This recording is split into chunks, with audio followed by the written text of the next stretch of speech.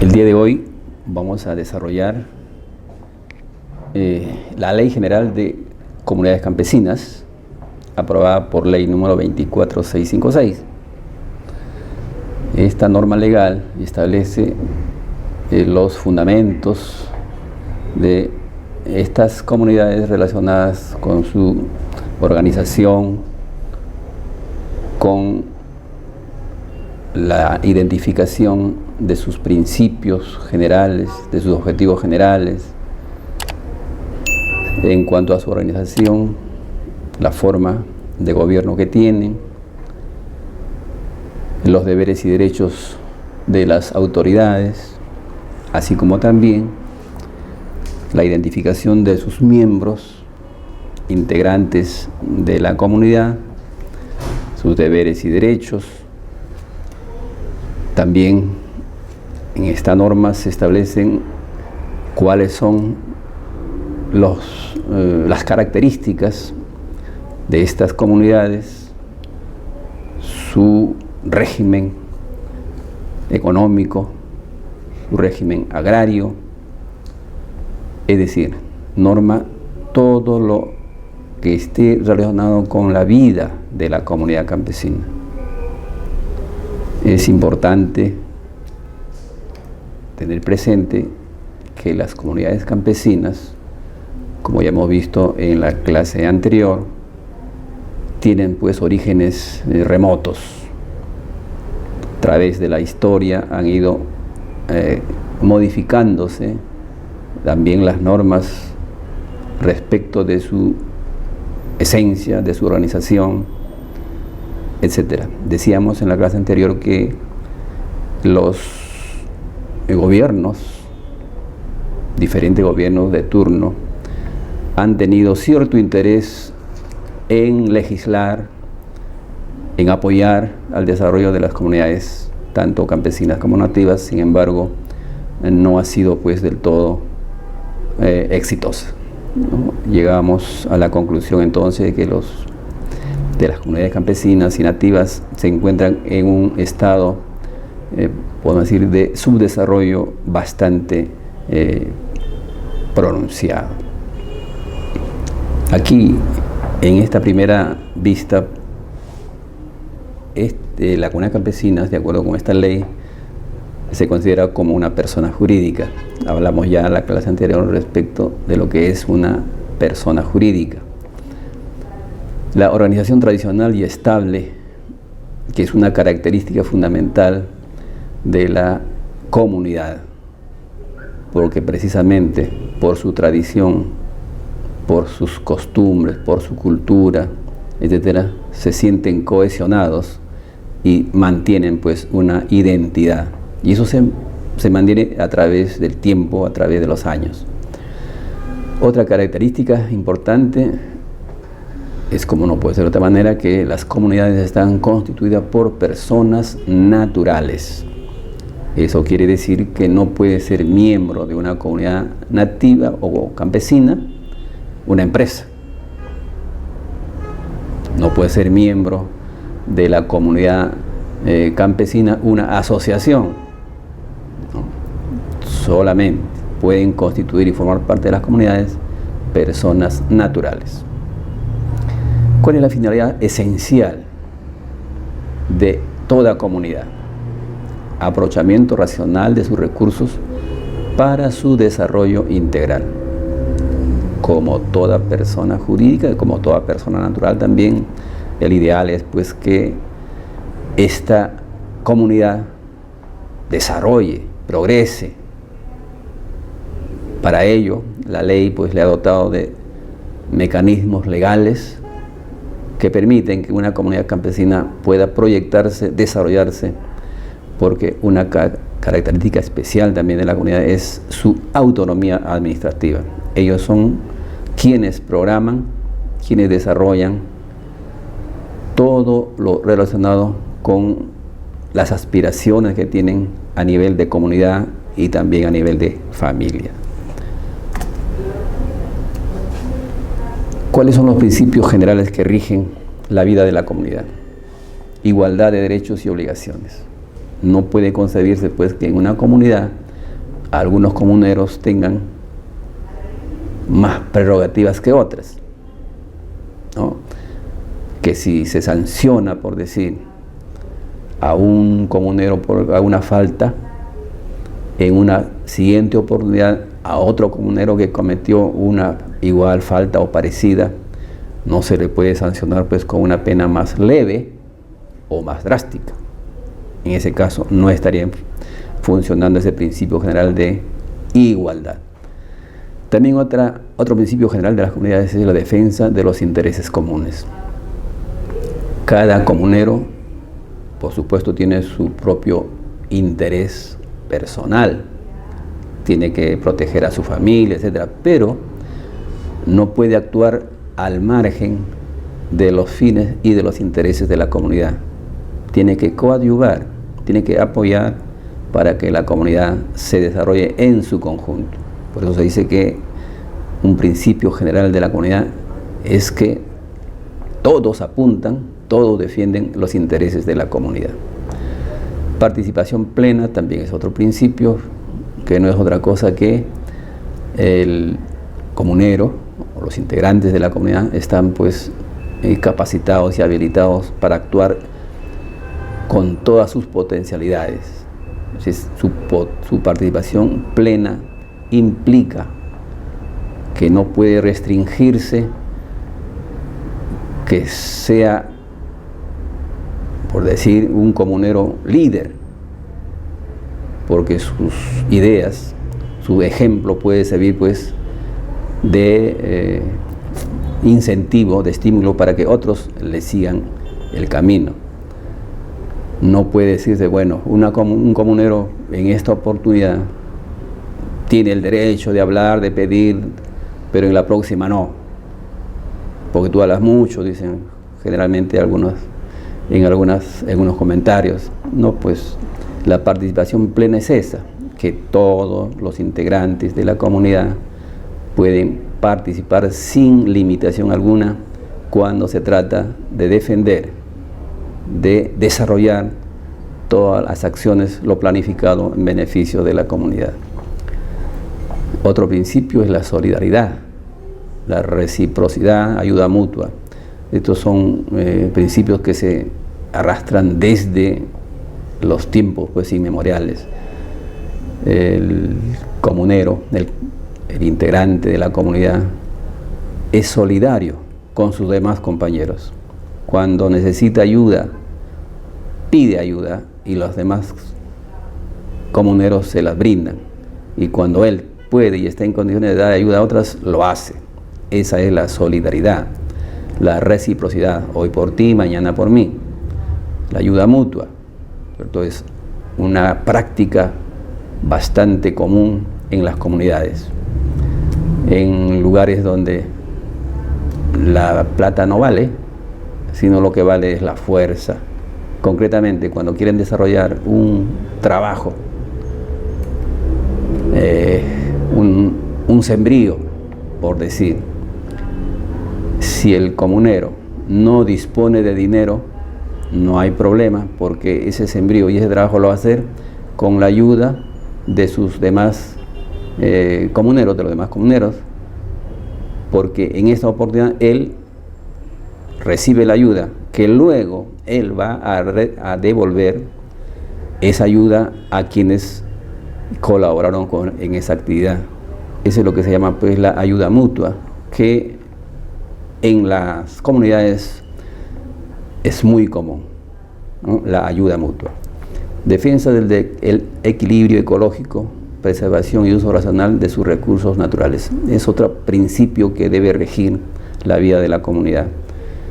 Hoy que está bastante en boga la discusión de la conservación del medio ambiente, con mayor razón está pues más vigente que nunca este principio. Todos los comuneros defienden sus tierras, sus recursos naturales, el agua que utilizan para sus sembríos, para su alimentación, etc.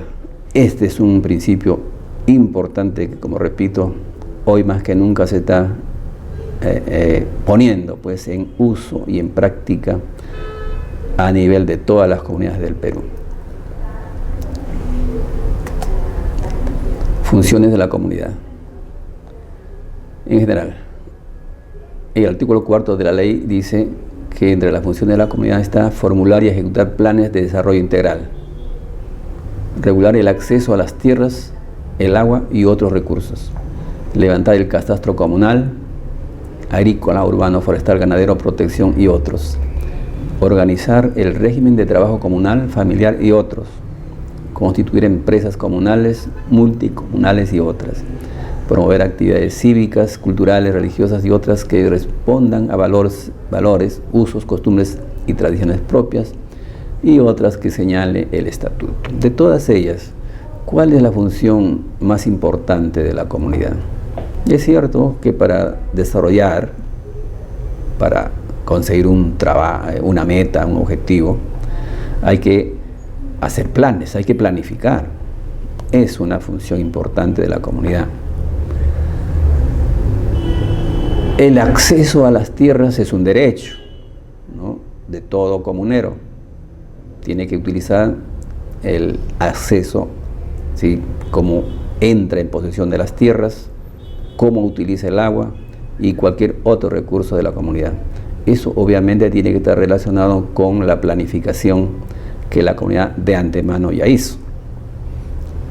Levantar el catastro comunal, que no es otra cosa que utilizar los mecanismos o los medios técnicos para identificar, por decir, cuáles son los límites de su territorio, y dentro de su territorio cuáles son las áreas que pueden estar destinadas a la agricultura para el sembrío, otras áreas que son ideales para el cultivo y la conservación de árboles, ¿no?, zona forestal, cuál es la zona adecuada para el desarrollo del pueblo, de la comunidad misma, ¿sí?, la construcción de sus viviendas y todo lo demás. Es decir, ese es el catastro, identificar en un plano, en un documento, cuáles son las áreas que debe ser utilizada por la comunidad para fines específicos del catastro. Organizar el régimen de trabajo, todo, como digo, corresponde pues a la planificación.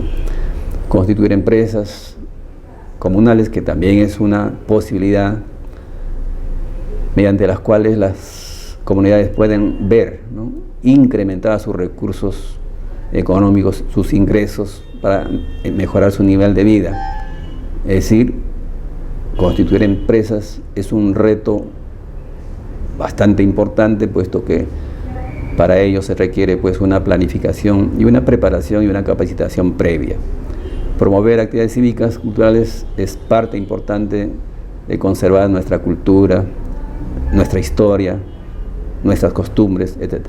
De todo ello, para mí, no sé si ustedes piensan lo mismo, una de las funciones fundamentales de la comunidad es la planificación, base del éxito o del fracaso de una determinada junta directiva que tenga a su cargo pues la conducción de la comunidad.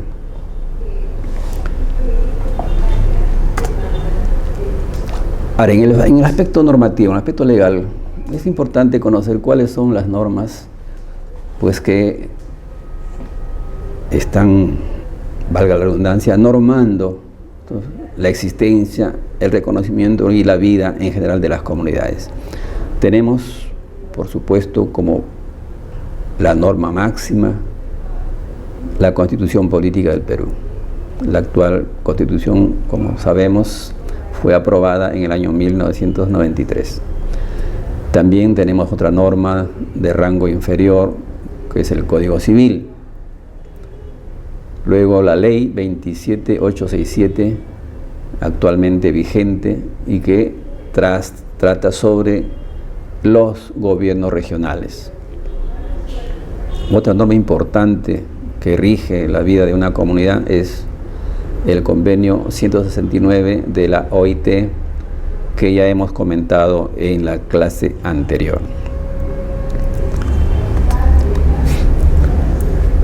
Entre las normas especiales hay una serie tenemos, por ejemplo, la ley 24656, que es precisamente la norma que estamos comentando, la Ley General de Comunidades Campesinas y sus reglamentos.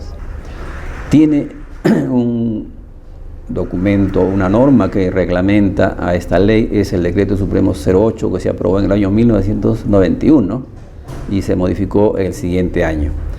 Son normas complementarias de la Ley General de Comunidades. Tenemos también la Ley 24657, que norma el procedimiento de titulación de las comunidades campesinas. Ley 24645 es una ley especial de las comunidades campesinas de la costa. La ley 28685, que también está normando la forma en que una comunidad campesina de la costa puede perder parte de su territorio, lo que se conoce como la ley de declaración del abandono legal de las tierras de las comunidades campesinas de la costa. Hay también un manual sobre deslinde y titulación de comunidades campesinas aprobadas por las entidades competentes, es decir, el Ministerio de Agricultura o el gobierno regional actualmente, que tiene la competencia para el reconocimiento, deslinde y titulación de comunidades campesinas, aprueba sus manuales, que son documentos muy importantes, que desarrollan ya funciones específicas de las comunidades y de las entidades que tienen a su cargo pues todo este manejo de la normativa. Hay una resolución de la Superintendencia Nacional de Registros Públicos que establece normas, dispositivos que están referidos a la forma como las comunidades campesinas pueden registrar, inscribir su título de propiedad, sus acuerdos, etcétera. Leyes son especiales pues que norman la vida, derechos, funciones y actividades en general de las comunidades. Vamos a ver brevemente la Ley Orgánica de Gobiernos Regionales.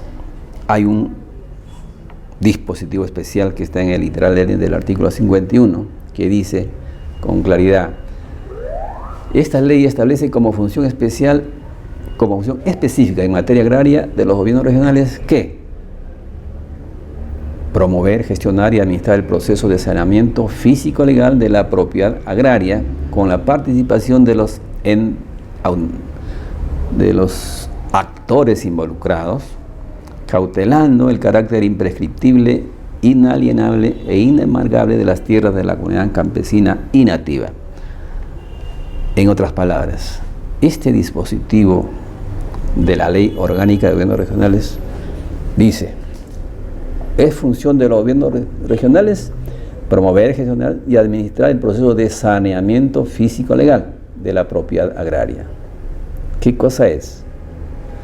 El saneamiento físico y legal de la propiedad agraria no es otra cosa que la formalización y titulación de las tierras a favor de sus titulares. Sin embargo, esta norma precisa que en todo este procedimiento de formalización y titulación de la propiedad agraria tiene que tenerse en cuenta que las tierras de las comunidades campesinas no pueden tocarse en este procedimiento, porque estas tierras son imprescriptibles, inalienables e inembargables. Comentamos ya en la clase anterior qué significa que el terreno o las tierras de las comunidades son imprescriptibles, es decir, que no se pueden prescribir, como sí se puede hacer con las tierras de propiedad privada. Una persona X tiene una propiedad que por razones ajenas a su voluntad tal vez la abandona o no puede explotarla directamente y la tiene en situación de abandono.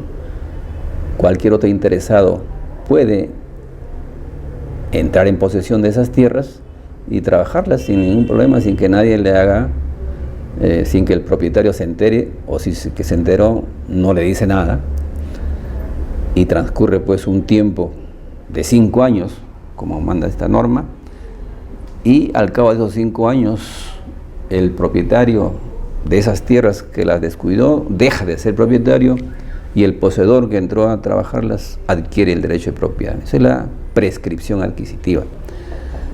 Pero si ese poseedor o cualquier interesado ocupa las tierras de una comunidad por 5, 10, 15 o 20 años, según esta norma, no puede convertirse en propietario de esas tierras comunales, porque estas tierras son imprescriptibles. Inalienables e inembargables, comentamos ya que este carácter, esta condición de estas tierras no siempre se cumplen en forma absoluta, porque de acuerdo con las regulaciones de las normas, una comunidad sí puede vender sus tierras, siempre y cuando cuente o sea aprobado pues por la mayoría de los comuneros. Es decir, lo de inalienable no es absoluto. Una comunidad puede vender sus tierras. Inembargable, puede ocurrir que una comunidad X pueda obtener un crédito porque tiene su título de propiedad inscrito en registros públicos, va a un banco y pide un préstamo y ofrece como garantía de pago del crédito parte de sus tierras. La entidad crediticia verifica efectivamente que tiene tierras y van al campo y dicen, esta parte,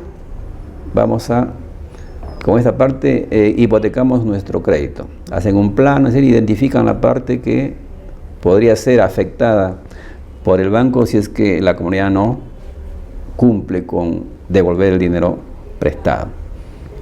Puede hacerse, porque ese es el derecho pues, de la comunidad. Dice, son autónomas en su organización y funciones. La comunidad puede optar por ese camino, ya que su interés es hacer una obra, requieren dinero. El banco, cualquier otra entidad, solamente le prestaría el dinero si es que pone como garantía sus tierras. En ese sentido, si la comunidad que recibe el dinero no cumpliera con devolver el crédito, es factible y es posible que el banco o cualquier otra entidad a cuyo favor se hipotecó parte de las tierras lo pueda ejecutar como en cualquier otro caso. Así lo puede rematar, etcétera, etcétera. Entonces también ya resulta no tan absoluto este principio o este criterio de que las tierras de la comunidad son inembargables.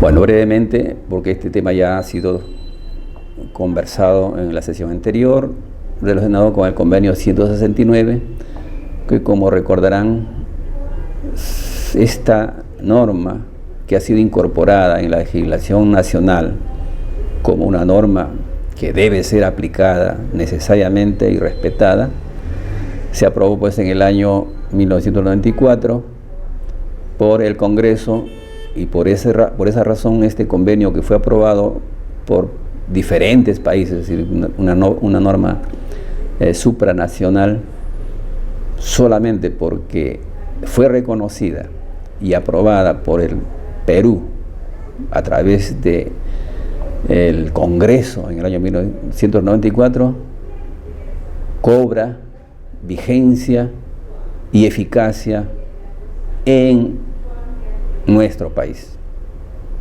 Caso contrario, sería una norma que tiene muy buenos principios, pero si no hubiera sido incorporada y aprobada por el gobierno, por el Congreso del Perú, no serviría de mucho, no podría ser aplicada con el peso que hoy día sí lo tiene.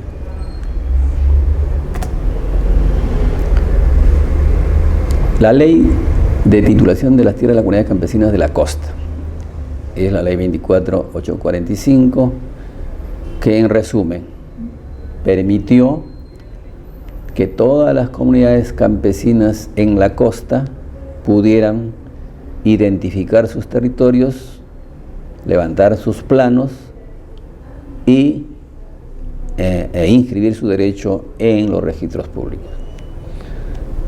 Bueno, tampoco es quizás del todo cierto que todas las comunidades campesinas de la costa hayan logrado titular sus tierras e inscribir su derecho en los registros públicos. Hay muchas que ya no existen y que por haber dispuesto, haber vendido todas sus tierras, prácticamente la comunidad ha quedado reducida a un pequeño grupo que tienen unas cuantas hectáreas de tierra. Y con lo que tienen se sienten satisfechos y no les interesa ya hacer gestiones para titular e inscribir su derecho. Es decir, han vendido sus tierras. Y esto, bueno, pues fue facilitado por esta ley, que decía o establecía el derecho de las comunidades para que, por acuerdo de ellos, pudieran vender sus tierras, parte de sus tierras, a sus propios comuneros o a terceras personas.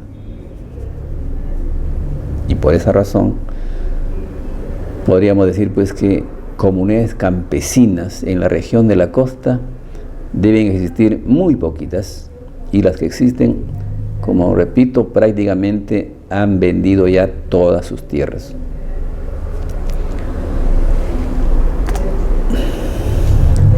Comuneros. En una comunidad campesina hay los llamados comuneros calificados y comuneros no calificados. ¿Cuáles son los comuneros no calificados? ¿O quiénes son comuneros no calificados? Todos los que nacieron en una comunidad, por regla general. Los hijos de los comuneros y los integrados a la comunidad. Vamos a ver. ¿Qué condición o qué se requiere para ser comunero calificado? Ser mayor de edad o tener capacidad civil. Residencia estable no menor de 5 años. ¿Dónde? Dentro de la comunidad, por supuesto. No pertenecer a otra comunidad. Estar inscrito en el padrón comunal y cumplir con otros requisitos que pueda establecer el respectivo estatuto de la comunidad. O sea, básicamente, la diferencia que habría entre un comunero calificado y otro comunero ordinario, no calificado, sería pues fundamentalmente el hecho de que el comunero calificado es aquel que reside en la comunidad, que tenga, dice, residencia estable no menor de 5 años. Ah, caramba, eso quiere decir que si un comunero se inscribe en el padrón, muy bien, es mayor de edad, no pertenece a otra comunidad, por el hecho de haberse inscrito en el padrón, ¿ya es un comunero calificado? No, puesto que la norma exige que ese comunero inscrito en el registro padrón, mayor de edad, que no pertenece a otra comunidad, tiene que tener una residencia estable no menor de 5 años. Si tiene 2 años, bueno, es comunero inscrito. 3 años, 4 años, cumple 5 años, obtiene la categoría de comunero calificado. ¿Y quién es un comunero integrado? Un varón o mujer que conforma pareja estable con un miembro de la comunidad. Varón o mujer mayor de edad que solicite y sea admitido y aceptado por la comunidad. Renunciar a su comunidad de origen. O sea, el principio es que un comunero integrado es aquel que proviene de otra comunidad, pero que ha formado una relación, tiene una relación permanente con un miembro de la comunidad a la cual se tiene que integrar. Puede ser varón o mujer que nació o proviene de otra comunidad, conforma una pareja estable con un miembro de la comunidad a la cual quiere pertenecer. Entonces, si la comunidad lo admite, previamente tendrá que renunciar a su comunidad de origen, se inscribirá en el padrón y se constituirá pues como, se integrará a la comunidad como comunero integrado. En general, ¿cuáles son los derechos de los comuneros? El principal derecho que le corresponde a todo comunero es usar los bienes y servicios de la comunidad de acuerdo al estatuto y la asamblea general. Usar los bienes y servicios. Bienes, hablamos de tierras, ¿cierto? De edificaciones, edificios, cualquier otro recurso de la comunidad, siempre que esté pues normado por el estatuto y la asamblea general. Y el derecho de los comuneros calificados, o sea, el primer derecho que hemos comentado, corresponde a todos los comuneros en general, así no sean calificados. En cambio, los comuneros calificados tienen o pueden elegir y ser elegidos para ocupar cargos de la comunidad y participar con voz y voto en la asamblea general. Cualquier otro comunero entonces no puede ser elegido, ni tampoco puede participar en las elecciones para elegir a los miembros de la directiva comunal. Cualquier otro comunero que no sea calificado puede participar en la asamblea, pero no tendrá voz ni voto. Son cosas importantes relacionadas con los comuneros. Entonces los comuneros calificados tienen pues, digamos, una prerrogativa mayor que cualquier otro comunero integrado o que nació pero que no reside en la comunidad. Así como hay derechos, hay obligaciones, obviamente. ¿Y cuáles son las obligaciones de los comuneros? Todos los comuneros están obligados a cumplir la ley de comunidades, el estatuto y los acuerdos de la Asamblea General y de los órganos de gobierno de la comunidad. También están obligados a desempeñar responsablemente los cargos y comisiones para los que son elegidos. Entonces son dos funciones, dos obligaciones esenciales y básicas de todo comunero. Cumplir la ley de comunidades, el estatuto y los acuerdos, por supuesto. Todo lo que la comunidad ha establecido tiene que ser respetado y cumplido por todos. El estatuto lo dice, pero también puede ser obligación del comunero cumplir lo que se acuerde en la asamblea, así no esté en el estatuto. Importante es. Nadie podría decir entonces, pues, bueno, yo no cumplo lo que acordó la asamblea porque eso no está en el estatuto, ¿cierto? Bueno, y otra obligación básica es, pues, desempeñar responsablemente los cargos. Es decir, si yo soy elegido presidente de la comunidad, caramba, tengo que asumir el cargo con responsabilidad, hacer lo mejor, ¿bien?, para que la comunidad funcione normalmente y, por qué no, planificar debidamente la gestión de gobierno y proponer pues obras que podrían cambiar el destino de la comunidad, sin mejorar el nivel de vida de la comunidad. Es lo que tendría que hacer todo presidente o toda autoridad que asuma cargos en la comunidad. Caso contrario, pues elegir a alguien que no va a cumplir bien sus funciones como autoridad, mejor sería que no acepte el cargo, ¿cierto? Bueno, algo sobre el territorio comunal. ¿Qué es el territorio comunal? Bueno, ya nos podemos dar una idea. Es todo el espacio geográfico que pertenece pues a una comunidad. ¿Cómo está integrado ese territorio? Dice, por las tierras originarias que indica el título de propiedad de la comunidad, las adquiridas de acuerdo al derecho común y agrario, las adjudicadas con fines de reforma agraria. En caso de controversia sobre los títulos, el juez competente calificará dichos instrumentos. Bueno, básicamente, ¿cómo está integrado el territorio comunal? Por las tierras que siempre ha poseído desde su formación, desde tiempos inmemoriales. Pero no basta eso, ¿no? Esas tierras tienen que haber sido identificadas, ¿sí?, tituladas por la entidad competente y, por supuesto, inscritas también en el registro público. Solo así estaría garantizada pues la existencia de nuestra propiedad o de la propiedad comunal. También las adquiridas de acuerdo al derecho común. ¿Eso qué quiere decir? Que una comunidad puede también adquirir tierras nuevas, ¿no? Mediante compraventa, por ejemplo.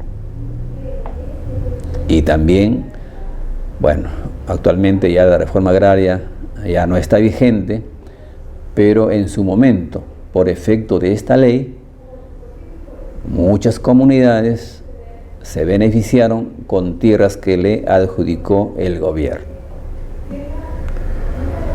Dice, cuando hay controversias y cuando hay conflictos sobre los títulos de propiedad sobre las tierras comunales, si no es posible un arreglo entre comuneros o entre los miembros de otra comunidad, pues ya la controversia tendrá que ser resuelta por el Poder Judicial.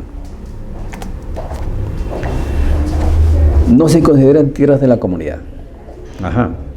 Por principio decíamos que tierras de la comunidad son todas aquellas que posee la comunidad desde tiempos inmemoriales, desde su formación, las que ha adquirido por compraventa o las que adquirió en la época de la reforma agraria, etc.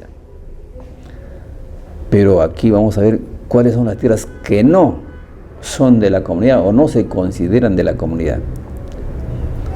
Por ejemplo, aquellas tierras, ¿cierto?, otorgadas en propiedad a personas particulares, ¿no?, que se encuentren dentro de ese ámbito territorial, pero que fueron tituladas antes del 18 de enero de 1920. Y además, que no solamente hayan sido tituladas, sino que actualmente se encuentren conducidas por sus propietarios. ¿Qué quiere decir esto? Que es, por decir, una comunidad tiene 20.000 hectáreas de terreno comunal. Y dentro de esas 20.000 hectáreas hay 5 hectáreas que desde antes de 1920 fue titulado a favor de una familia X. Obviamente que no es comunero, ¿verdad? Ese título de propiedad hace que esas 5 hectáreas no sean pues tierras de la comunidad, aunque estén dentro del perímetro de su territorio. Dice la ley que tampoco son tierras de la comunidad los que al 6 de marzo de 1987, actualmente a diciembre del 2003, se encuentren ocupadas por centros poblados o asentamientos humanos, salvo que se encuentre en proceso de reivindicación. Buenas noches.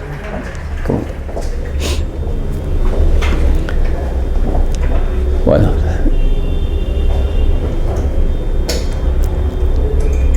A ver, vamos a aprovechar el tiempo. Tiene ya su impresos su documento, ¿no?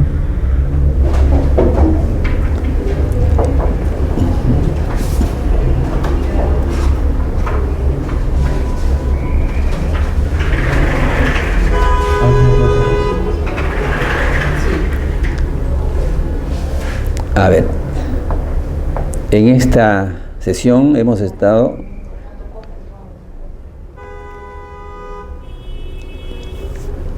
estamos desarrollando pues el tema relacionado con la ley de comunidades campesinas. Bueno, estamos hablando de que las comunidades campesinas tienen un territorio comunal, obviamente, que son las tierras que están bajo su dominio por ser de su propiedad. Estas tierras fueron adquiridas, dicho,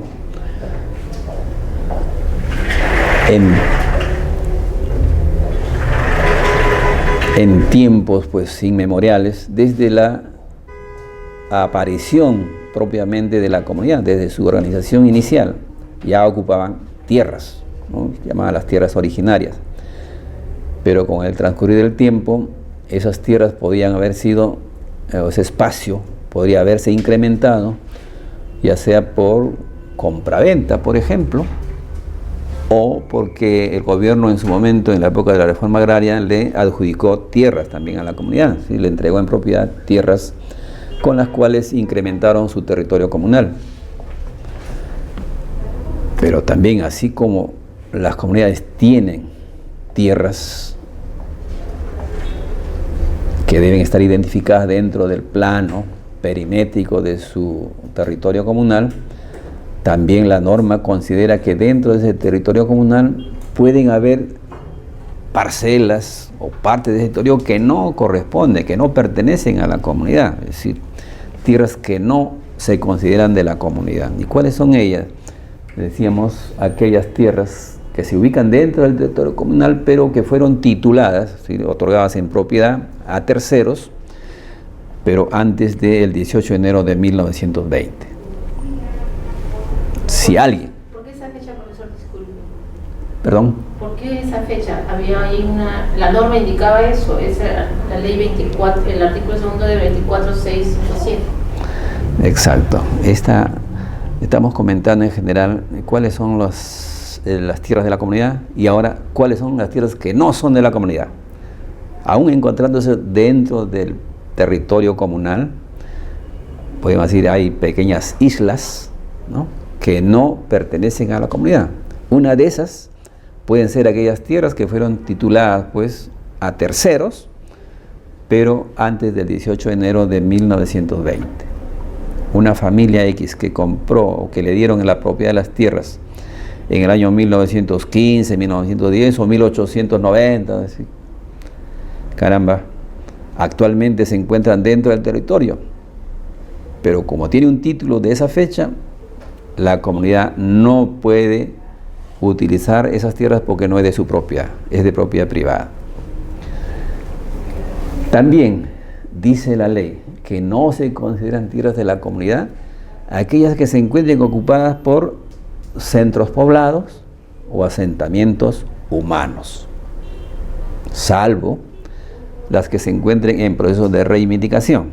Es decir, dentro de un territorio comunal hubo una invasión, por decir, de familias, se asentaron en una parte del territorio comunal, y si al 31 de diciembre de 2003 ya existían esos asentamientos humanos o esos centros poblados, según esta ley, ya esas tierras ocupadas por esta población ya no son de la comunidad. ¿Sí? La comunidad habría perdido su derecho de propiedad sobre esas tierras ocupadas por estos pobladores. Tampoco se consideran tierras de la comunidad aquellas que son utilizadas por el Estado para servicios públicos. Las adjudicadas con fines de reforma agraria, bueno, ya eso no está vigente, ya no hay reforma agraria. Las que contengan restos arqueológicos, bueno, esto es muy importante, dentro del territorio comunal siempre van a existir restos arqueológicos, es decir, vestigios de lo que fue pues alguna población muy antigua de la época incaica o preincaica tal vez. Entonces el Instituto Nacional de Cultura, que es la encargada de identificar estos restos arqueológicos, reconoce, identifica y levanta un plano, ¿no?, qué área está ocupada por los restos arqueológicos. Entonces, toda esa área donde hay restos arqueológicos, aún estando dentro del territorio comunal, no pertenecen a la comunidad, no son de propiedad de la comunidad. Igual, ya no son tierras de la comunidad aquellas que se adjudiquen a los comuneros. Decíamos que la comunidad, por acuerdo de la mayoría de sus miembros, puede vender parcelas de su territorio comunal. Bueno, pues si vende esas tierras, obviamente ya no son de la comunidad, serán de propiedad del que lo adquirió en propiedad. Y tampoco se consideran tierras de la comunidad las que se declararon en abandono. Comentábamos en la sesión anterior que una de las características de las tierras comunales era la imprescriptibilidad, ¿sí? Es decir, que así las tierras de la comunidad estén, de acuerdo con esta norma, abandonadas, no las trabaja, etc., que algún interesado ocupa esas tierras y las trabaja por más de 5 años, o más, 10, 20 años, ese hecho de ocupar las tierras de la comunidad no le da derecho a convertirse en propietario de esas tierras. Es decir, la propiedad, según esta ley, no puede perder su derecho de propiedad aunque otro lo esté ocupando. Lo que ocurriría en otros casos, si se tratara de tierra de propiedad privada de cualquier persona natural, esa propiedad privada que puede estar inscrita incluso en registros públicos a favor de una persona X, pero si este propietario no la trabaja personalmente, la abandona, y un tercero es el que trabaja esas tierras, la explota por 5 años, la ley dice que sí puede prescribir a su favor, es decir, puede convertirse en propietario de las tierras ocupadas, aunque estén inscritos a nombre de otra persona. Entonces, pero aquí aclaramos una cosa. Aquí estamos viendo que no se consideran tierras de la comunidad las declaradas en abandono. O sea, ya no es tan cierto pues esta imprescriptibilidad, puesto que si la ley dice se puede declarar en abandono las tierras de la comunidad, es porque la comunidad va a perder derecho de propiedad sobre esas tierras abandonadas.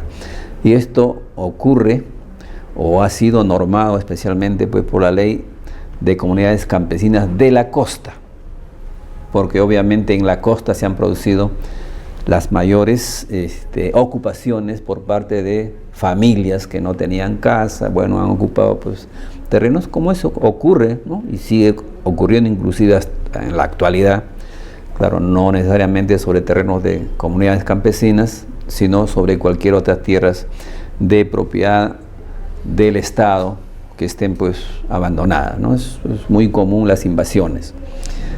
Pero en el caso de comunidades campesinas de la costa, hay una ley expresa que normó, ¿no?, que si una población o en particular una persona X entra en posesión de las tierras de esa comunidad por 5 años, tiene la posibilidad de solicitar en compra a la comunidad. Le dices: señores comuneros, estoy ya más de 5 años en posesión de esta parcela en la que he construido mi casa, en fin, quiero que me la vendan. Entonces la comunidad tiene que responderle, ¿le vende o no le vende? En el caso que no le vendiera o no quisieran venderle, esta persona que ocupa ese territorio y donde ha construido su casa, solicita que la autoridad competente declare el abandono de esa parcela ocupada por él. Y sigue un procedimiento y puede sacar o expedirse una resolución por la entidad competente declarando el abandono de esas tierras, y consecuentemente el poseedor se convertiría en el propietario. Entonces esto un poco pues que nos hace pensar de que ya no es tan cierto que el territorio comunal es imprescriptible.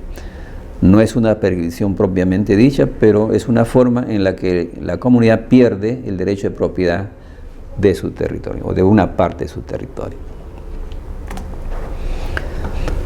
Bueno, ya esto hemos comentado que las tierras comunales son inembargables, imprescriptibles, inalienables. Y respecto de la expropiación, ¿qué viene a ser la expropiación? Bueno, pues quitar el derecho de propiedad a la comunidad sobre tierras comunales. Aquí pueden haber 2 hechos concretos. Puede ser que el gobierno regional, el gobierno local, quien sea, proyecte desarrollar una obra en beneficio de toda la población de la provincia, del distrito. Y esa obra debe hacerse necesariamente dentro de un territorio comunal. En este caso, como ya comentamos en la sesión anterior, está en juego dos derechos, ¿no? El derecho de la comunidad, porque es propietaria de las tierras, y el derecho de toda la población que no forma parte de la comunidad, que podría beneficiarse con la obra que se pretende hacer dentro del territorio comunal. Inicialmente se va a llevar a cabo un trato directo, es decir, la autoridad cita a los miembros de la comunidad y les dice, ¿no?, que queremos desarrollar en su territorio un proyecto de inversión de tantos millones de soles que va a beneficiar a la propia comunidad y a toda la gente de esta región. La comunidad puede o no puede aceptar, ¿no? Generalmente son muy reacios. Cuando se trata de estas cosas, los comuneros dicen, no, nuestras tierras no se venden. Y puede ser la respuesta esa, ¿no? Cuando la autoridad le pide comprar esas tierras, la comunidad dice, no, no vendemos. Pero la obra es necesaria. Entonces, como decíamos, el interés de la mayoría va a prevalecer pues sobre el interés de los comuneros. Y por tanto, el Congreso de la República puede promulgar una ley de expropiación, mediante la cual se disponga que se inicie el procedimiento de expropiación de las tierras tales ubicadas en tal sitio, etc. Con eso pues estaría dando paso a la expropiación de la tierra comunal. Esta es declaración de abandono de las tierras de las comunidades campesinas de la costa, lo que le comentaba. Procede a declarar el abandono legal de las tierras de las comunidades campesinas de la costa conforme a los artículos 88 y 89 de la Constitución. Está normado esto. Cuando los poseedores precarios de tierras en área urbana o de expansión urbana acrediten única posesión permanente y residencia habitual con fines de vivienda por un plazo no menor de 5 años. Es lo que le comentaba, ¿no? Alguien que entró en posesión de las tierras para vivir, ya construyó su casa y vive ahí ya por 5 años. Entonces, de acuerdo. ¿Solo en la costa, profesor? Costa, solo comunidades campesinas de la costa. Y dicho sea de paso, son comunidades campesinas de la costa aquellas que existen hasta un nivel de una altitud de 2000 metros, según la norma.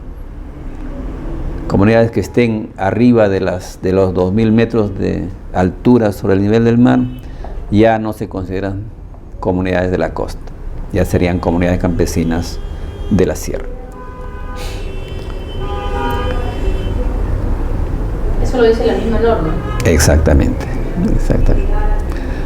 Pero esta declaración de abandono a las tierras está normado por los artículos 88 y 89 de nuestra Constitución.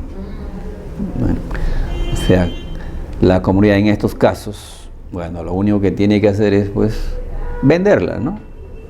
Porque si no da ese paso, si no acepta venderla, el interesado va a pedir que se declare el abandono y necesariamente la comunidad va a perder su derecho.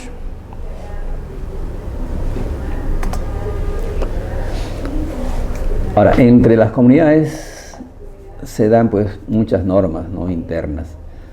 Por ejemplo, aquí, este dispositivo, el artículo 11 de la Ley de Comunidades Campesinas, establece que un comunero no puede acaparar las tierras.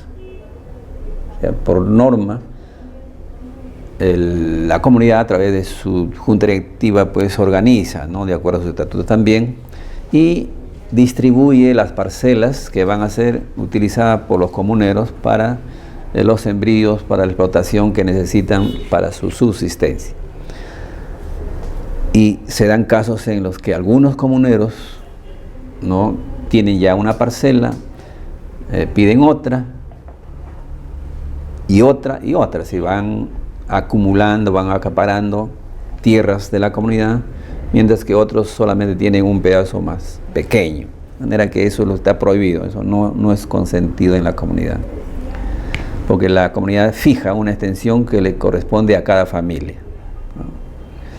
Puede ser unas tierras dedicadas a la agricultura, para sembríos, o tierras que van a estar destinadas al pastoreo, ¿no? Ya la norma interna del estatuto va a determinar cuántas hectáreas le corresponde a cada comunero si es que quiere dedicarse al pastoreo en las alturas, ¿no? Ese es el régimen y uso de las tierras. Dice: con el voto de los 2/3 de la Asamblea General declara la extinción de la parcela familiar por abandono. Es decir, obviamente, si a una familia, a un comunero X, le asignan una parcela y este comunero pues no las trabaja, la tiene en abandono, obviamente que la comunidad la puede recuperar para asignarla a otro comunero que la necesite. Bueno, los recursos minerales pueden ser explotadas por la propia comunidad cuando obtenga la concesión. Este es un tema importante, ¿no? En un territorio comunal se descubre que en el interior pues hay un yacimiento de mineral, hay oro, por decir. Se pensaría que si está dentro del territorio comunal, pues el oro es de la comunidad, ¿no? Pero no es así. Se ha establecido por norma, por ley, de que los recursos minerales existentes debajo, ¿no?, de la superficie del territorio pertenece al Estado, no a las comunidades. Es por eso que si se descubre un yacimiento mineral, o puede ser un yacimiento petrolero también, debajo del territorio comunal, lamentablemente la comunidad no puede explotarlas por sí solas, ¿no? Puede explotarlas, pero como cualquier otra empresa o comunidad, tendría que pedir, buenas noches,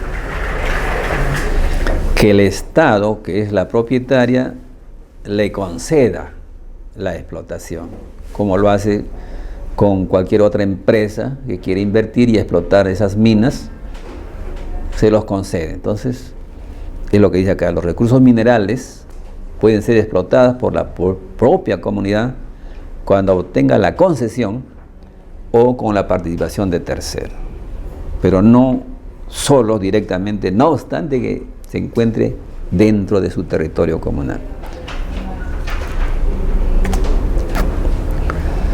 Bueno, los órganos de gobierno de la comunidad: la Asamblea General, que es el órgano supremo; la directiva comunal, que es el órgano de administración integrado por comuneros calificados y que tienen responsabilidad individual; los comités especiales. Ayer comentábamos algo, pero en la sesión anterior comentamos algo respecto de las juntas directivas, recordarán, ¿no?, que son elegidas por un periodo de 2 años y que al término de su gestión deben ser reemplazados por los integrantes de la nueva Junta Directiva Comunal. Bueno, pues hace un rato hemos revisado que dentro de la comunidad hay diferentes clases de comuneros, no todos tienen la misma categoría. Existen los famosos, los llamados comuneros calificados, que son los que realmente conforman y viven en la comunidad.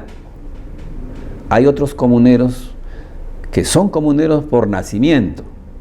Según la ley de comunidades, todo aquel que nace dentro de una comunidad es comunero. También es comunero, dice, todo hijo de comunero. Es decir, yo soy hijo de un comunero, pero nací en Lima.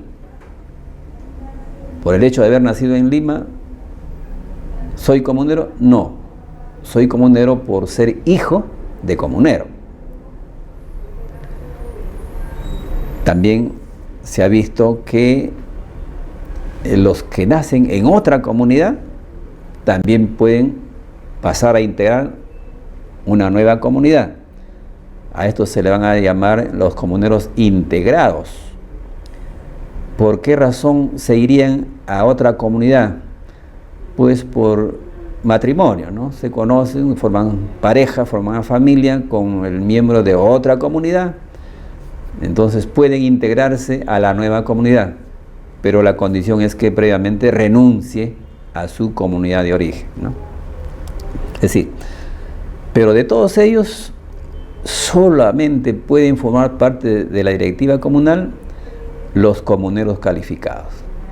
Y tienen esta categoría los que han nacido en la comunidad, hijos de comuneros, etcétera, etcétera, pero con la condición de que residan en la comunidad. ¿Sí? ¿Podría repetir los tipos de comuneros que hay, profesor? Ya, los comuneros que podemos decir en general son comuneros los nacidos en la comunidad, los hijos de comuneros, no necesariamente que hayan nacido ahí, aunque no hubieran nacido en la comunidad. ya. Esa sería la regla general. Las dos. Las dos. Ahora, aparte de eso, hay comuneros integrados, decíamos, aquellos que pertenecen o pertenecieron a otra comunidad, pero por formar pareja estable o una familia con el miembro de esta comunidad, renuncian a su comunidad de origen y se integran a la nueva comunidad. Serían los comuneros integrados. Entre ellos, sea que hayan nacido, que sean hijos de comuneros o que se integren, para que tengan la categoría de comunero calificado, la condición es que vivan no menos de 5 años consecutivos en la comunidad. Sí, residencia estable en la comunidad. Ellos son los comuneros calificados. Y de acuerdo con la norma, solamente los comuneros calificados, por decir, tienen voz y voto en las asambleas. Pueden elegir y ser elegidos miembros de la junta directiva. Esa es una pregunta. Sí. En esta opción de nacido en la comunidad, puede ser que nació de una persona que no era comunero, pero ya se le considera al niño, o quizás también a la madre, como comunero integrado. Una madre soltera que llega, por ejemplo, de peón en la comunidad, Ya. y tiene un hijo ahí, pero no es de ningún comunero, lo tuvo de otro trabajador, quién sabe, o de la ciudad. Pero la señora reside allí, en la comunidad con los demás. Entonces el niño es nacido en el seno de la comunidad. Definitivamente, si la norma lo dice, todo aquel que nace dentro de la comunidad es comunero. Aunque su madre ni su padre. Aunque no haya sido. La norma es clara, nació acá, es comunero. Ahora, ¿Es el comunero integrado o ese no es el comunero integrado? No. Comunero integrado es aquel que deja su comunidad anterior. Ah, ya. El nacido no. El nacido es diferente, ¿no? El nacido ya por derecho, por el hecho de haber nacido, ya es comunero. Así, como dice usted, sea hijo de una persona que nació, que vivió en otra comunidad, pero por alguna circunstancia llegó a la comunidad y ahí tuvo su relación con algún miembro de la comunidad o con cualquier otra persona, un tercero que no sea comunero, pero ese hijo concebido nace ahí en la comunidad. Por el hecho de haber nacido, se considera comunero de esa comunidad. Bien, entonces hablamos de los órganos de gobierno. Los órganos de gobierno, la Asamblea General, que está integrada por todos los comuneros de la comunidad, es el órgano supremo, y la Junta Directiva. En este caso decíamos que la Junta Directiva solamente puede ser integrada por comuneros calificados.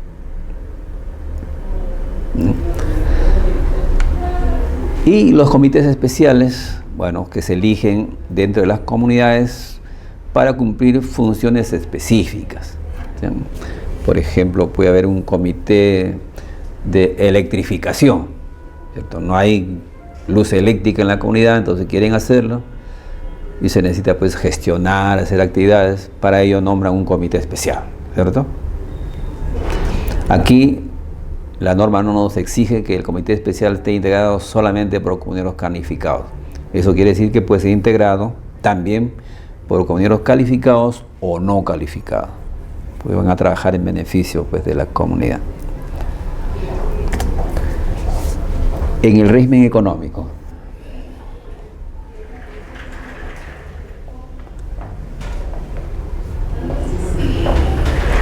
bueno, vamos para medir un poco el tiempo, que no ocurra lo de la vez pasada. ¿Qué característica tiene?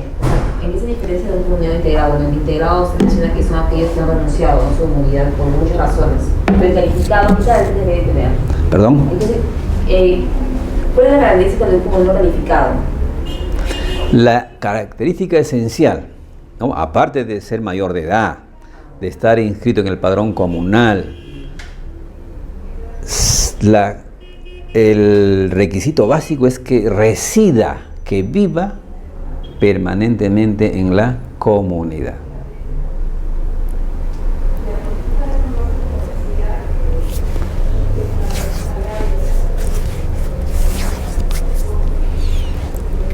Puedo hacer una pregunta, señor profesor. Mire, en la zona donde yo estoy trabajando no hay comunidades, lo que hay son asociaciones de irrigación. Ya. Se forman varias, es un poco para una expectativa de emprendimiento que podría en algún momento verse como invasiones. Se agrupan, crean una asociación y van. O sea, uno podría verlo del extremo negativo, una invasión. Ya. El extremo positivo se reúnen personas y se van en busca de tierras, en emprendimientos, digamos, ¿no? Ya. De zonas que no le pertenecen más que al Estado y se ponen a trabajarla. Ya. No tiene mucho tiempo, eso no tienen el arraigo de una comunidad campesina, no podrían ser. Claro. Pero ellos, por ejemplo, yo he notado que hay personas que están en una y luego también están en otra y en otra. Entonces ya hay un desorden. Ahora hay un reglamento en el municipio que las controla, ya no van como asociaciones, sino que se ha dado la categoría de junta vecinal por una norma de gobierno de Ollanta. Ya. Pero ahí sí dice que no hay un reglamento que dice no puede pertenecer a más de una. Entonces, en esos vacíos que pudieran haber, de repente uno pudiera complementar con estas de comunidades, porque hay cierta lógica, ¿no? o cierta coincidencia, que no puede estar perteneciendo a más de una, etcétera. Claro. Y se puede relacionar también con el acaparamiento de tierra, ¿no?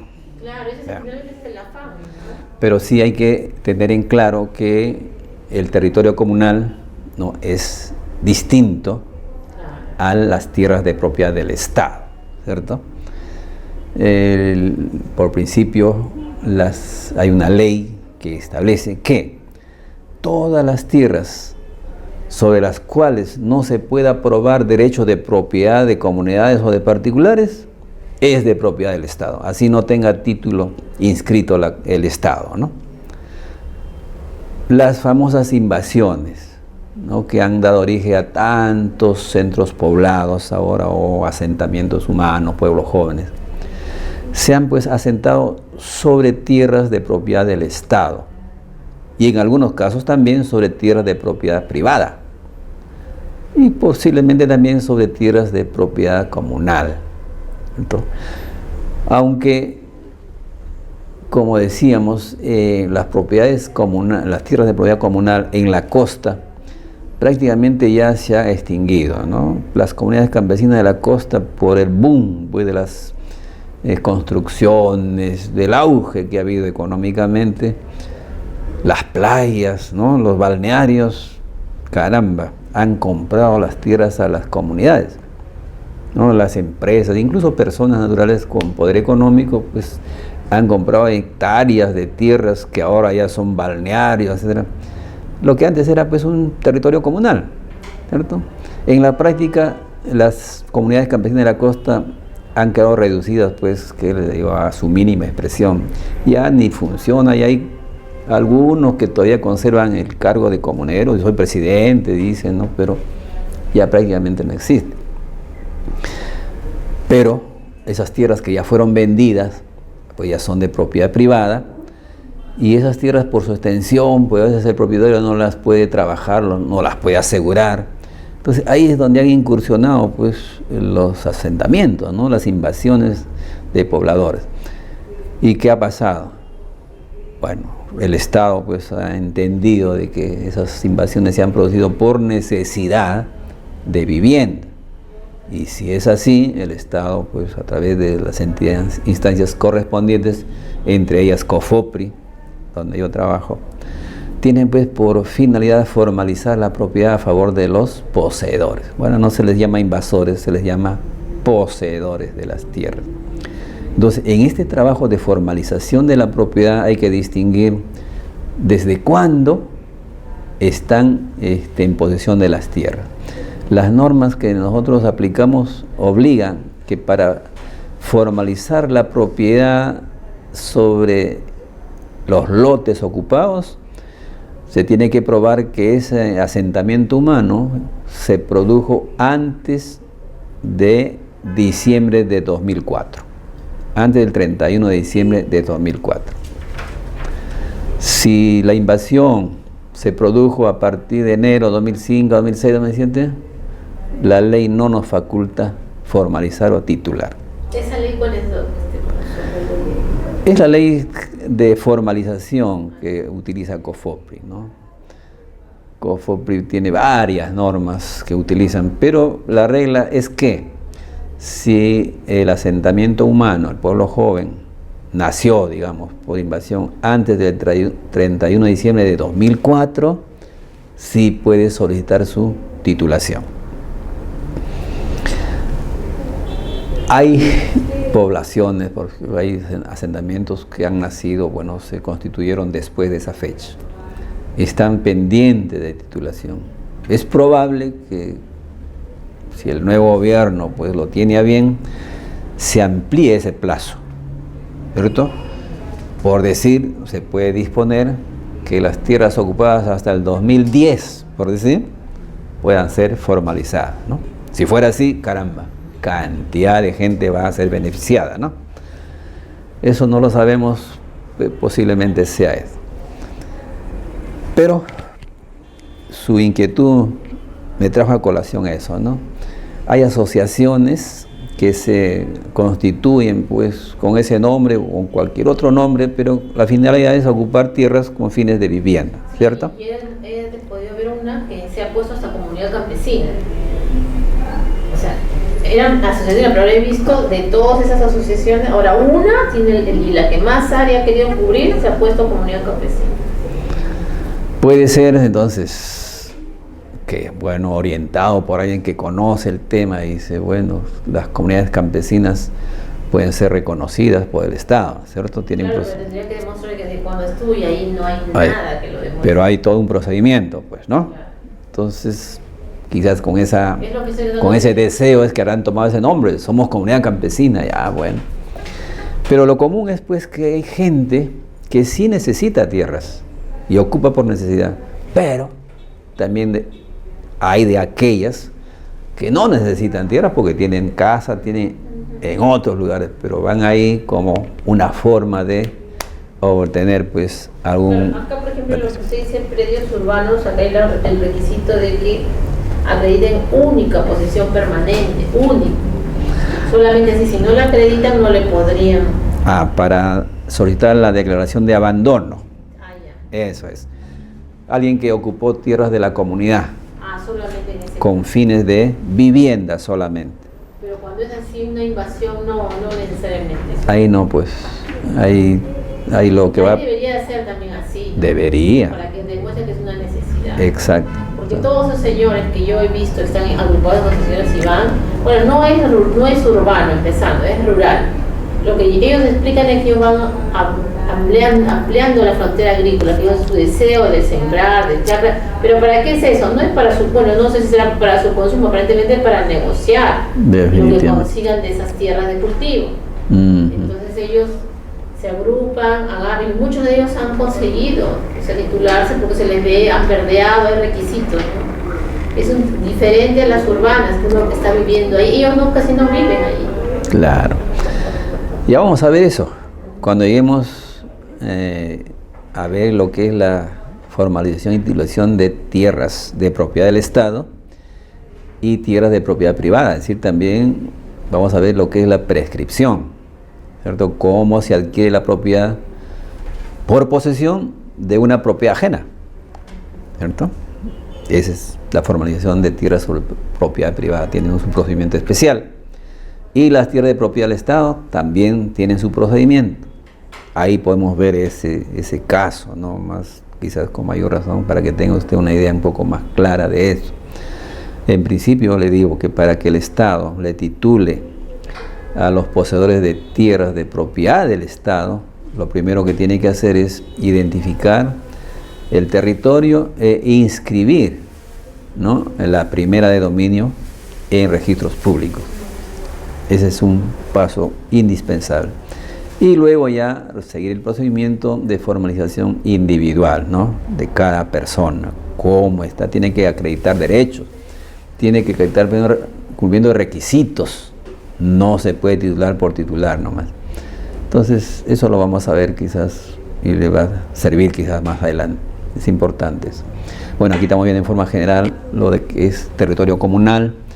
Ahora vemos el régimen económico, dice cómo vive una comunidad de los bienes, ¿no?, de su renta que tiene el territorio, de los pastos naturales, de las maquinarias, equipos, herramientas, muebles, todo lo que pueda adquirir para su beneficio, los legados, donaciones que pueden recibir también, y todo lo que adquiera conforme a ley. Vamos a correr un poco porque el tiempo nos va a quedar chico, hay bastante que hablar. Rentas comunales y cómo viven, de qué obtienen sus beneficios, de los fondos que reciban del Tesoro Público. Bueno, hay pues así como el Foncomún, ¿no?, que es un dinero que las municipalidades reciben del Estado para hacer obras en beneficio de la comunidad, de la población. Las comunidades también pueden y deben recibir fondos directamente del Estado.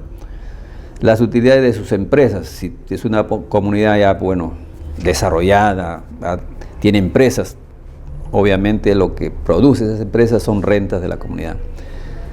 La participación por la explotación minera, el famoso canon, ¿no?, que se distribuye pues entre las comunidades. Si dentro del territorio comunal hay una compañía minera, obviamente a la comunidad le tiene que corresponder el canon. ¿Qué norma está? Porque la norma del canon minero yo solamente he visto hasta el distrito, profesor. Son normas específicas ya del Ministerio de Economía, ¿cierto? Es reciente. El canon está establecido hace mucho. El canon sí, pero el canon como nació solo hasta distrito. Distribución en región, provincia, distrito. Ya. El gobierno central también, pero no decía comunidad. No es propiamente el canon, ¿no? Son otros fondos que el Estado a través de otras organizaciones destina a favor de las comunidades. El aporte voluntario, otras formas. Sí. Claro, si hay proyectos, por decir, ¿cierto?, que es de interés de la comunidad. Eso también depende de las comunidades, pues, ¿no? Si ellos diseñan un proyecto que va a ser de beneficio a la comunidad y a todas las circunscripciones territoriales aledañas, caramba, es un proyecto de interés público. Entonces el Estado apoya, ¿no?, con dinero efectivo para llevar adelante ese proyecto. Eso es una modalidad muy interesante que no todas la aprovechan, porque no todos los comuneros pues están preparados para eso, ¿no? Por eso decíamos al comienzo que las comunidades están un poco venidas menos porque no están capacitadas, no conocen ni sus propios derechos. Peor, pues no tienen cómo ellos desarrollar, explotar sus recursos que tienen ahí a la mano. Pero ojalá que haya pues nuevos vientos y que las comunidades reciban capacitación, por ejemplo. Lo poco que hablamos acá, por ejemplo, que se fuera a las comunidades, caramba, explicar a toda la población todo lo que pueden hacer, llevar proyectos, ¿no?, que se puede desarrollar. La comunidad los puede hacer porque tienen capital humano, ¿no? Hay mano de obra, tienen territorio, tienen terreno. En algunos lugares hasta tienen abundancia de agua, lo que en otros lugares sí no hay, pero es decir, falta pues más apoyo, más trabajo directamente con las comunidades. Bueno, rentas comunales, pues los ingresos por venta de sus productos, ¿no? Crían ganado, hay comunidades que se dedican a la crianza de ganado, ¿no? Lanar, vacuno, carma, venden sus animales y tienen pues sus ingresos. Bueno, actividad empresarial, decíamos, está en la norma, se prevé eso, pero en la práctica son poquísimas las comunidades que han llevado adelante empresas comunales o multicomunales, que son aquellas que se conforman o se constituyen con el aporte de varias comunidades, ¿no? Bueno, el estatuto de las comunidades, ya hemos comentado, son las normas internas que se aprueba por acuerdo de asamblea, que se inscriben para que luego sea pues una norma aplicable y exigible para todos. Constituye la ley interna de la comunidad, norma su organización y funcionamiento, se inscribe junto con la resolución de reconocimiento, o puede inscribirse después también, no hay problema, puede ser modificado. Bueno, eso ya lo hemos comentado algo. El reglamento interno, sí, es un documento mucho más específico, no es el estatuto es un poco más general para la comunidad.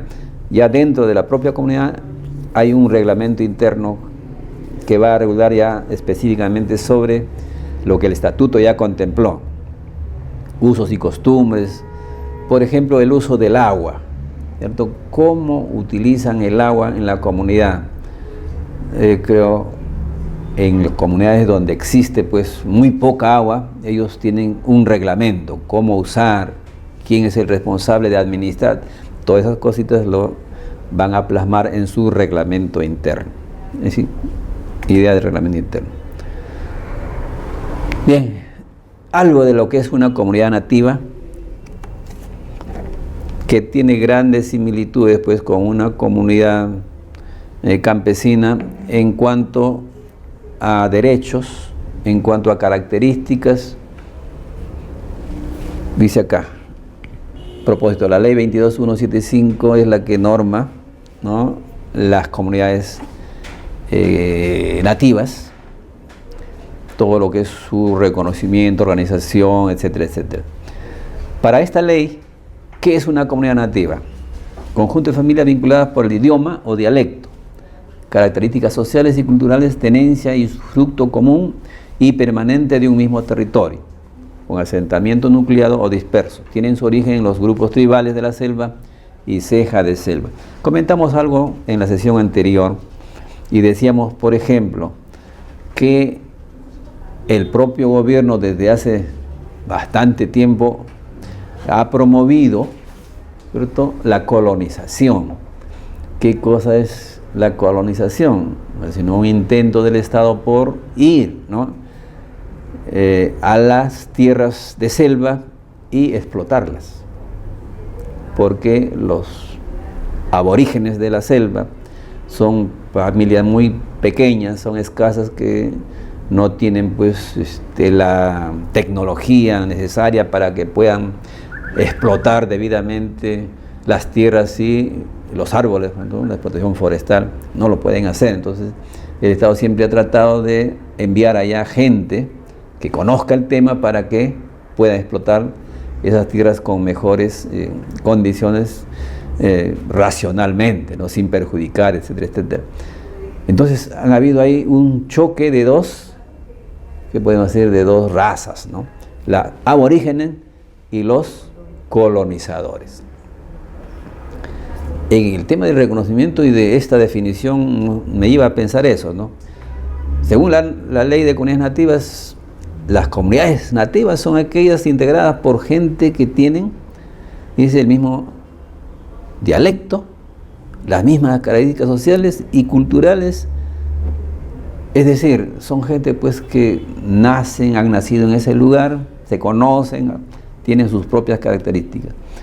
El colonizador es otra gente, que va de otra cultura, ¿no es cierto? Pero llega un momento en que se tienen que integrar, y para reconocerlos como una comunidad nativa, ya esta ley no es aplicable estrictamente, puesto que si fuera así, los colonos han entrado ya desde hace muchos años y que ya son pues prácticamente comuneros ahí, no podrían ser reconocidos como comuneros, puesto que la norma dice solamente son comunidades nativas o están integradas por familias vinculadas por el idioma, hablan sus dialectos. Un colonizador va pues con su castellano, ¿no?, o con su quechua, y se choca con el otro que tiene otro dialecto. Entonces, según esa norma, no podían ser todos considerados como comuneros nativos, puesto que están hablando diferentes idiomas, ¿cierto? Que tienen otras costumbres diferentes, etcétera, etcétera.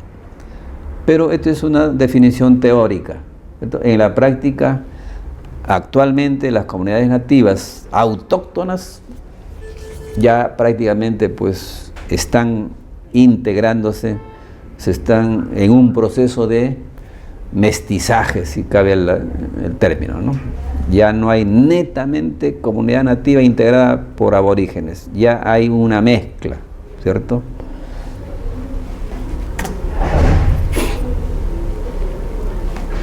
Bueno, esta norma, la 22175, está normando pues el reconocimiento y titulación de las comunidades nativas. En cuanto al reconocimiento, ya comentamos en la sesión anterior cuáles son los requisitos y cuál es la autoridad competente, ¿no es cierto? Y cómo se reconoce, etcétera. La titulación de comunidades nativas lo vamos a ver en las sesiones posteriores. Normas relacionadas con las comunidades nativas, lo hemos comentado hace un rato, el artículo 89 y el artículo 88, ¿cierto?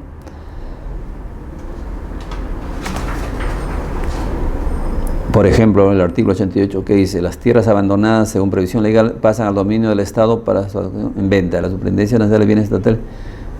Bueno. Ley General de Comunidades Nativas y Desarrollo Agrario, la 2295, los principios básicos de la ley. El tiempo nos va a ganar, vamos a correr un poco.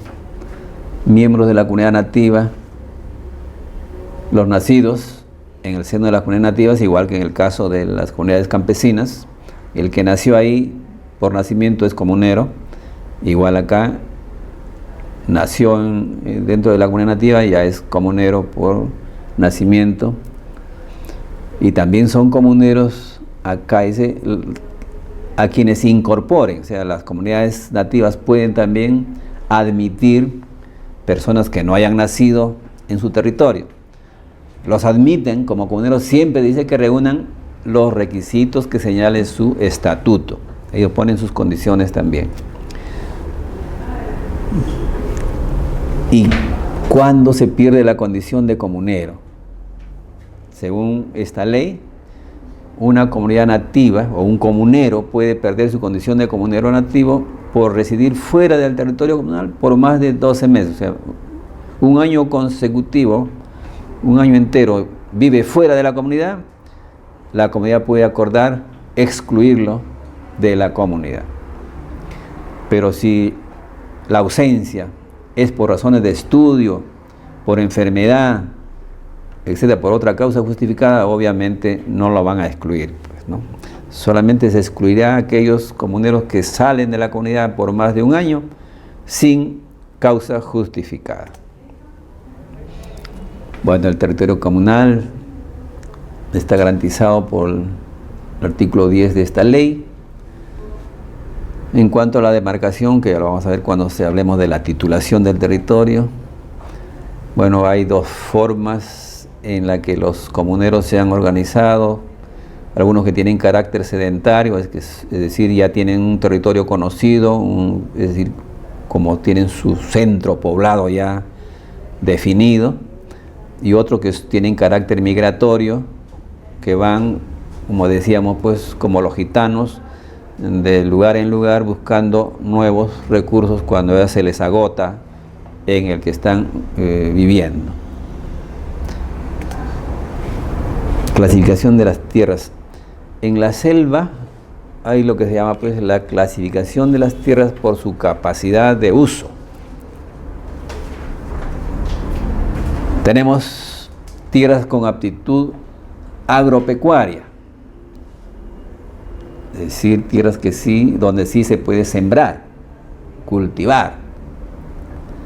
En cambio hay otras tierras que tienen aptitud forestal, donde no se puede cultivar porque ya existen árboles, existen plantaciones.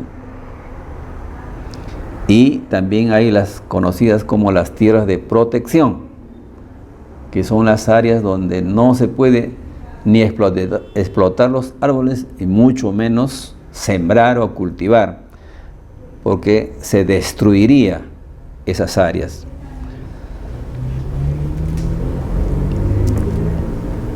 Las tierras adjudicadas a particulares por el Estado con posterioridad a la Constitución del Estado promulgada el 18 de enero de 1920 serán incorporadas al territorio de la comunidad nativa previa indemnización por las mejoras. Esto también lo comentamos, ponemos un ejemplo, ¿no? Si alguien, un colono X, entró dentro de un territorio que después fue reconocido de una comunidad nativa, quedó dentro del territorio, en ese entonces, durante los años que vivió ahí ese señor o esa familia, invirtió, construyó, ¿no? Tiene una granja, por decir. Pero por efecto de la titulación, del reconocimiento del derecho de propiedad de la comunidad nativa, esa granja quedó dentro del territorio comunal. Ahí habían dos alternativas. Una, que ese señor con su familia se integren a la comunidad y pasen a ser miembros de la comunidad nativa. Y eso dependería tanto de la voluntad de la persona y del acuerdo de la asamblea de la comunidad. Si la comunidad acuerda admitirlo y el señor o esa familia está de acuerdo a integrarse en la comunidad, caramba, queda integrado y se respeta todas las propiedades que él tiene ahí, las construcciones que ha hecho. Pero en el otro supuesto, ni él ni la comunidad quiere integrarse a la comunidad. O sea, no se puede integrar a la comunidad. Esta ley dice, ¿no?, que la comunidad no la acepta, la admite, esta persona tiene que retirarse del territorio comunal y la comunidad tiene la obligación de indemnizarlo, es decir, de pagarle, ¿cierto?, por todo lo que él ha hecho. Como la comunidad no tiene dinero, entonces la ley ha previsto que esa comunidad puede obtener un crédito, ¿no? O el Estado le puede dar un crédito, dinero, para que le pague a ese señor. En la práctica no conozco casos que se hayan respetado eso. Generalmente, si la comunidad no lo quiere admitir, lo exigen, ¿no?, que salga de su territorio y que le haya indemnizado. Difícilmente, hay hasta procesos judiciales que se han llevado a cabo, pero como las comunidades pues no tienen dinero, dice, bueno, no puedo pagar, pues, ¿no? Pero la norma es la norma, eso está normado y es bueno saber que existe pues casos en los que pueden ser afectados los colonos que quedaron inmersos dentro de un territorio comunal, pero creo que en la mayoría de casos sí se ha optado por su incorporación a la comunidad, que ha sido de beneficio para ambos, tanto para la comunidad como para el colono, ¿no? Bueno, aquí las características del territorio igual que en las comunidades campesinas: inalienables, imprescriptibles, inembargables. ¿Y acá también hay lo del abandono? No, la ley del abandono no rige en las comunidades nativas. Eso es solamente para las comunidades campesinas de la costa. Este es lo que comentábamos, ¿no?, de los ocupantes precarios o mejoreros, buenos, que por acuerdo pueden incorporarse a la comunidad, salvo que los miembros de esta, reunidos en Asamblea General dentro de los 6 meses siguientes a la delimitación del territorio comunal, decidan no admitirlo como comunero, en cuyo caso se procederá a indemnizarlos de acuerdo a lo dispuesto en el artículo 12 de esta ley. ¿Así? Es lo que hemos comentado ya. En la selva existen lo que se llaman los parques nacionales, que son zonas protegidas. También en la costa y en la sierra. Y también hay zonas protegidas en cualquier lugar del territorio. En el caso de las comunidades nativas que se encuentren dentro de parques nacionales o zonas protegidas en la selva, según la norma, dice, pueden ellos continuar viviendo ahí, pero no pueden adquirir o obtener el derecho de propiedad sobre esas tierras, porque estas zonas protegidas son intangibles, no son susceptibles de ser tituladas a favor de nadie.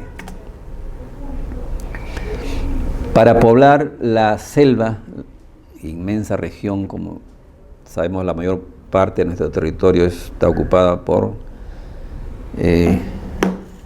la zona tropical, la zona de selva. Se ha tratado pues desde hace mucho tiempo mejorar las condiciones de vida de los pobladores de la selva y explotar racionalmente los recursos propios de la Amazonía de la selva. Y por eso se han llevado a cabo proyectos de asentamiento rural, ¿no? Acciones de carácter multisectorial necesarios para el desarrollo y consolidación de núcleos poblacionales de comunidad de conformidad a lo establecido en los artículos de la ley. El Estado otorgará los estímulos y garantizará la prestación de los servicios que sean necesarios para el óptimo desarrollo de los proyectos. Pura teoría, ¿no? Puro cuento. Esto no se aplica. La ley, como dicen, el papel aguanta todo. Pero es necesario conocerlo. Los núcleos humanos, ¿no?, aborígenes de la selva que están en situación de contacto inicial y esporádico son aquellos, como me he dicho, pues todavía están medio incivilizados todavía. La norma prevé, dice que para la demarcación territorial de las comunidades nativas, cuando se encuentren en situación de contacto social y esporádico con los demás integrantes de la comunidad, se determinará un área territorial provisional de acuerdo a sus modos tradicionales. Esto igualmente todavía no es aplicable, no se conoce en la práctica. Existe el deseo de preservar pues el territorio que está ocupado por los aborígenes, pero como comentábamos, eso pues choca también ya con las acciones que el propio gobierno a veces hace cuando concede grandes extensiones de tierras para la explotación, ¿no?, forestal, dice, o de turismo, como se ha denominado también, y que empresas o personas particulares han obtenido, pues, así como los que van a explotar una mina obtienen la concesión minera, en la selva también han obtenido las concesiones forestales, ¿no?, para que exploten racionalmente los árboles, pero con ese pretexto también pueden pues aprovechar para lucrar, si venden, talan los árboles en forma indiscriminada, y como los que no tienen ni siquiera ninguna autorización lo hacen, en forma escondida, de debajo, pues cuántas denuncias han habido, hasta muertes han habido cuando se ha tratado de denunciar a los que van y talan los árboles indiscriminadamente, es decir, explotan irracionalmente las tierras. Dice, si ellos lo hacen, uno que ya tiene la concesión, con mayor razón, ¿no? Pero esto está chocando, pues, como decíamos, ya con la vida, con las costumbres y con los propios habitantes aborígenes de esas zonas de la selva que aún todavía no están debidamente reconocidos, no se sabe cuáles son sus territorios exactamente. Es decir, hay todo un tema ahí todavía por resolver. La ley es bastante, pues, frondosa respecto de por ejemplo, acá hablan de las prerrogativas de las comunidades nativas. Según esta ley de las comunidades nativas, él dice, el Estado promoverá la educación integral y la capacitación permanente de los miembros de las comunidades nativas. ¿Eso se cumple? ¿Se hace? No sabemos, que se sepa. No.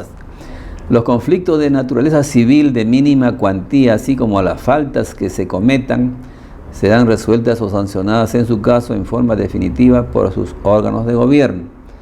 En los procesos civiles y penales, los tribunales comunales y privativos, según sea el caso, tendrán en cuenta al resolver las costumbres, tradiciones, creencias y valores socioculturales de las comunidades nativas. Aquí en otras palabras, lo que nos dicen es que las faltas pequeñas, ¿no?, que son leves, que no son graves, se sancionan de acuerdo a las costumbres de la comunidad. Ahí el jefe de la comunidad es la autoridad y aplica los castigos necesario. Pero cuando ya las cosas son de falta o delitos son graves, obviamente ya pasan al Poder Judicial. Los jueces son los que tienen que investigar y sancionar, ¿no? Pero dice, para aplicar la pena, se tiene que tener en cuenta los usos y costumbres, las creencias y valores de la comunidad nativa, obviamente, ¿no? Porque para ellos, lo que para nosotros es un delito grave, para ellos puede ser una práctica normal, de acuerdo a sus costumbres. Entonces, eso es lo que el juez tiene que tener en cuenta al momento de sancionar. Lo que dice, y eso, bueno, eso sí es importante y creo que los jueces sí lo están aplicando ya. Los funcionarios y empleados públicos quedan obligados bajo responsabilidad civil y penal dar curso inmediato a las denuncias presentadas por los comuneros nativos referentes al incumplimiento de la legislación laboral, irregularidades en la tramitación de la documentación de identidad personal, ocupación o explotación ilícita de recursos naturales pertenecientes a la comunidad u otros hechos o acciones. Bueno, ya eso ya lo hemos dicho, la letra prácticamente es muerta. Cuando se cumplirá esto, ojalá que no sea pues muy tarde. Reconocimiento, ya hemos comentado en la sesión anterior sobre reconocimiento, igual, cuáles son los requisitos, el censo poblacional, el estudio socioeconómico y la identificación del territorio ocupado. Es necesario saber ya que antes de reconocer a la comunidad cuál es el territorio que está ocupando, porque puede ser que estén ocupando pues un territorio ya reconocido a favor de otra comunidad, ¿cierto? Entonces todo esto es parte del estudio que tiene que hacer la entidad competente, que en este caso es la Dirección Regional Agraria del gobierno regional correspondiente, quien debe hacer el diagnóstico, los estudios, el censo y todo lo demás para que se reconozca como debe ser a una comunidad nativa. Órganos de gobierno igual, la Asamblea General, la Junta Directiva, el representante legal de la comunidad campesina es el presidente de la Junta Directiva, ¿no es cierto? Pero en el caso de las comunidades nativas, el jefe de la comunidad es ese, ¿no? El jefe es la máxima autoridad y todos respetan a su jefe. Bien, nos queda entonces pendiente para la próxima ya entrar a lo que es los procedimientos de titulación de las tierras de las comunidades campesinas y de las nativas. ¿Cuál es el procedimiento que se sigue? En fin. Muy bien, les agradezco.